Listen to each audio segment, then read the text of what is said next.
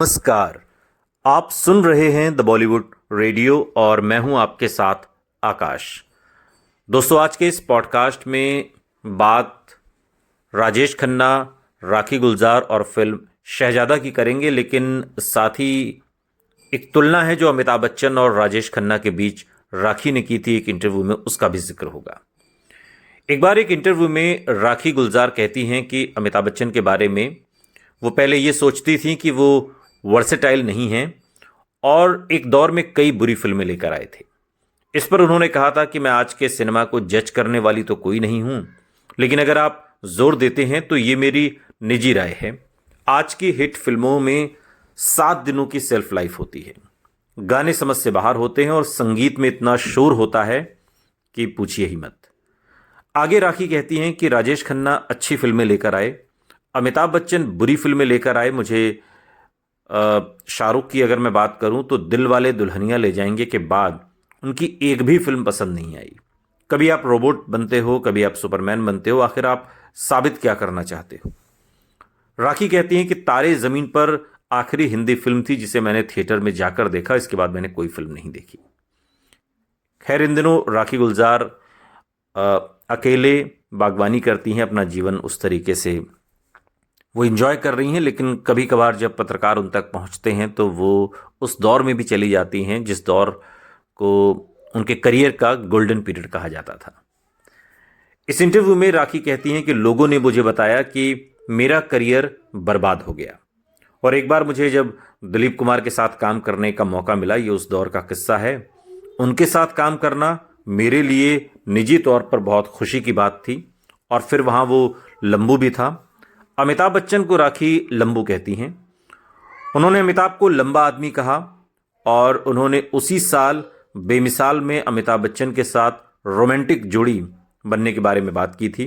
उन्होंने कहा कि अगर मुझे खुद की तारीफ करनी है और खुद को कुछ श्रेय देना है तो इस बात के लिए कि एक तरफ मैंने शक्ति फिल्म की दिलीप कुमार के अपोजिट, जिसमें मैं अमिताभ की मां बनी, और वहीं दूसरी तरफ उसी दौर में बेमिसाल फिल्म की जिसमें मैंने अमिताभ बच्चन के साथ रोमांटिक जोड़ी बनाई। और ये अपने आप में बड़ा ही दुर्लभ दौर और दुर्लभ दौर का दुर्लभ संयोग कहा जाएगा।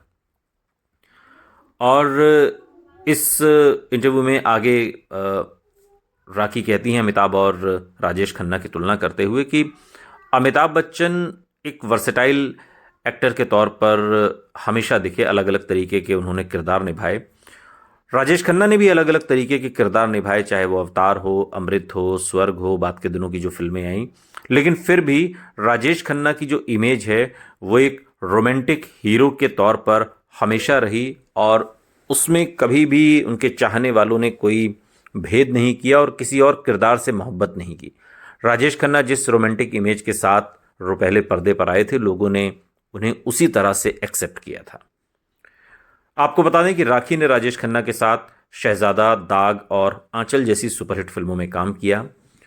राखी राजेश खन्ना को दुनिया के 7 अजूबों में से एक बताया करती थी। राखी ने एक इंटरव्यू में राजेश खन्ना के बारे में बात करते हुए कहा था कि उनके चेहरे में एक अलग किस्म का जादू है। वो शर्मीले और संकोच करने वाले हैं, लेकिन उन्हें काफ़ी गलत भी आंका गया।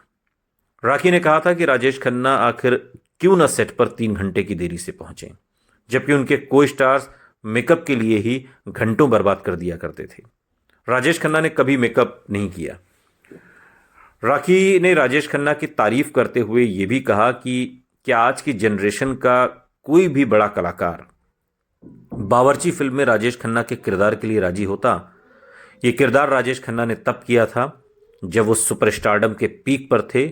उनसे बड़ा कोई स्टार हिंदी फिल्म इंडस्ट्री में नहीं था, और तब जब रोमांटिक इमेज के लिए वो जाने जा रहे थे, तब उन्होंने एक ऐसी भूमिका को चुना जिसमें ना कोई रोमांस है, ना उनकी कोई हीरोइन है, और एक बावर्ची का किरदार है, कॉमेडी फिल्म है।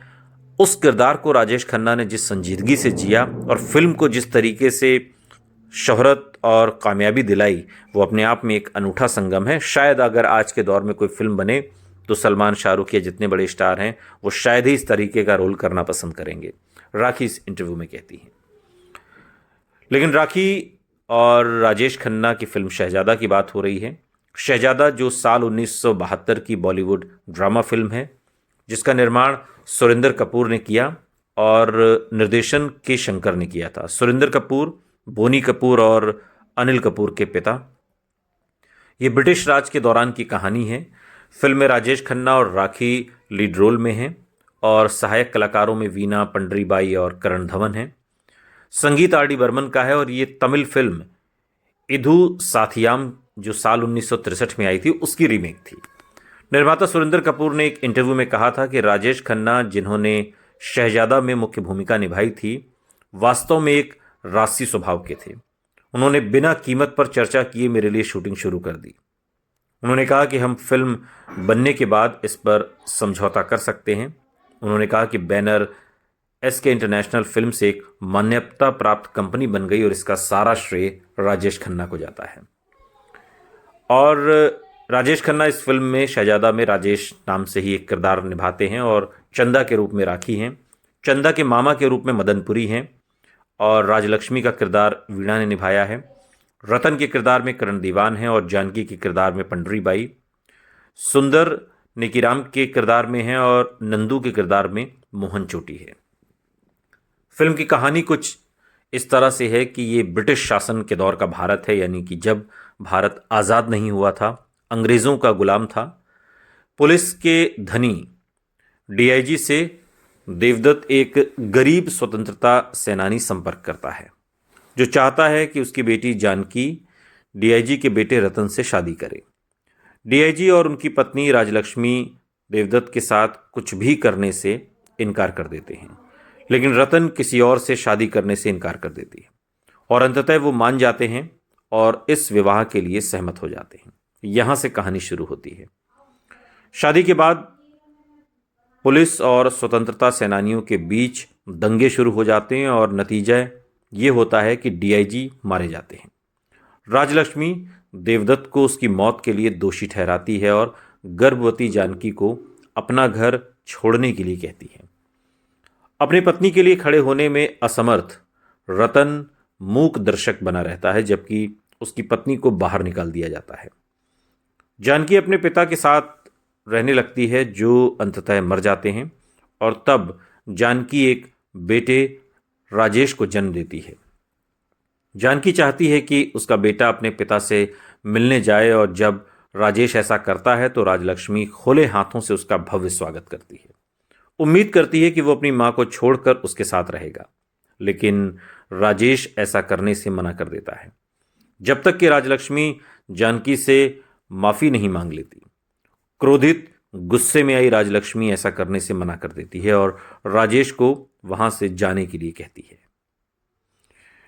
राजेश और चंदा की शादी हो जाती है और चंदा जल्दी ही प्रेग्नेंट हो जाती है और फिर पुलिस राजेश को गिरफ्तार करती है, जिसके बाद उसे कई साल जेल की सजा हो सकती है। उसे स्थानीय पुलिस स्टेशन में रखा जाता है। सच्चाई सामने आती है, असली अपराधी पकड़ा जाता है और राजेश को छोड़ दिया जाता है। वो घर लौटता है और पाता है कि सब कुछ पहले जैसा नहीं रहा। चंदा ने एक बच्चे को जन्म दिया है और अब राजलक्ष्मी के साथ रहती है और घर लौटने से इनकार करती है। राजेश को अब ये पता लगाना होगा कि चंदा को जानकी को छोड़कर राजलक्ष्मी के साथ रहने के लिए किस बात ने मजबूर किया, और यही इस कहानी का ट्विस्ट है। ये हम आपको नहीं बताएंगे, इसके लिए आपको फिल्म देखनी होगी, वरना फिर मज़ा ही नहीं आएगा। खैर, शहजादा राजेश खन्ना की सफल फिल्मों में से एक थी और जब वो शिखर पर थे तब अपने प्रशंसकों के बीच उन्होंने लोकप्रियता हासिल की थी। इसके फिल्म के सभी गीत राजेंद्र कृष्ण ने लिखे हैं और संगीत RD बर्मन का है। और इसमें गाना है रिमझिम देखो बरस रही है, लता मंगेशकर और किशोर कुमार का गाया गाना, या फिर ना जाइयो छोड़ के ना जाइयो, ये किशोर कुमार लता मंगेशकर का गाया गाना। ठोकर में है मेरा सारा ज़माना, ये किशोर कुमार की आवाज़ में, या फिर परियों की नगरी से आया चुन्नू लता मंगेशकर की आवाज़ में। मोहम्मद रफ़ी ने भी इसमें एक गाना गाया है कि हो तेरे अथारू चुन लेवा में, ये गाना मोहम्मद रफ़ी साहब की आवाज़ में है। और इस तरीके से ये शहजादा फिल्म जो राजेश खन्ना राखी के इर्द गिर्द घूमती है और आज़ादी से पहले से शुरू होती है और बाद के दिनों में आती है। बहुत खूबसूरत कहानी, बहुत खूबसूरत गीत। फिल्म आप देखिए और गाना कौन सा इसमें आपको पसंद आया और फिल्म आपको कैसी लगी कमेंट बॉक्स में हमें ज़रूर बताइएगा। सुनते रहिए द बॉलीवुड रेडियो, सुनता है सारा इंडिया।